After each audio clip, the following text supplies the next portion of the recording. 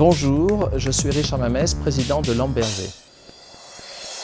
L'entreprise est née à Paris en 1898. La création de l'entreprise s'est faite par Maurice Berger, qui a inventé le système de purification de l'air par un moyen de catalyse.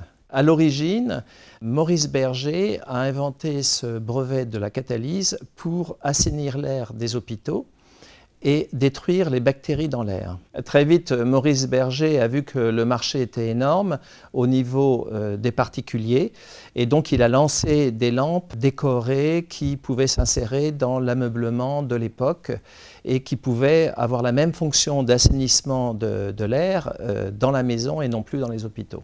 Dès le départ, la lampe est décorée, elle a dès le départ un design particulier. Oui, dès le départ, l'entreprise a compris que pour conquérir ce marché, il fallait bien travailler le design et l'esthétique et l'entreprise donc s'est entourée des meilleurs designers et des meilleurs producteurs. On peut dire finalement que Maurice Berger, par certains aspects, était un visionnaire. Il était en avance, il avait vraiment une vision car très vite il a travaillé les matériaux les plus divers tels que le cristal, la porcelaine, le verre, avec des formes très en avance sur son époque.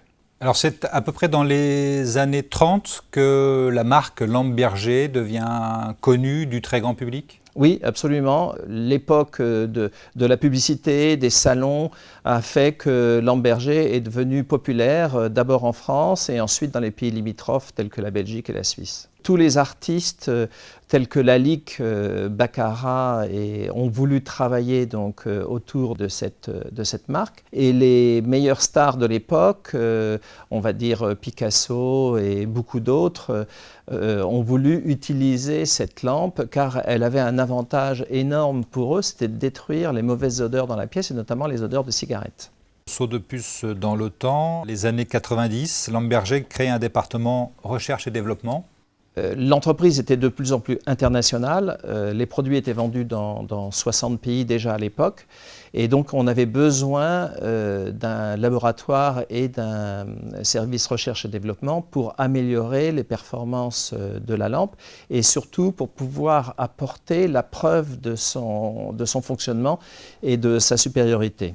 Donc avec moins de parfums, on pouvait avoir de meilleures performances, à la fois au niveau de la purification et du parfumage de la pièce. Et ensuite, on pouvait être sûr d'éliminer toutes les émanations qui auraient été toxiques, par exemple, ce qui est le cas d'autres produits parfumants, et d'améliorer sans cesse la conception notamment du brûleur qui était fait dans une céramique de très haut niveau à Limoges. En quelques chiffres, Lampe Berger réalise 80% de son chiffre d'affaires en dehors de France. Les marchés principaux étant évidemment l'Amérique du Nord, l'Asie, comme je l'ai dit précédemment, avec des poussées très fortes actuellement sur le Brésil, sur la Russie. Et on reste évidemment très présent en Europe avec notamment l'Italie et l'Allemagne qui sont nos deux marchés principaux dans cette zone. On a développé maintenant les ventes dans plus de 70 pays. On est en train par exemple de signer un contrat pour le Bangladesh. On vient d'en signer un en Inde, Indonésie, Malaisie. Et on développe également une politique d'implantation de magasins dans ces pays qui sont à la fois asiatiques et les fameuses BRIC, donc, qui incluent le Brésil et la Russie.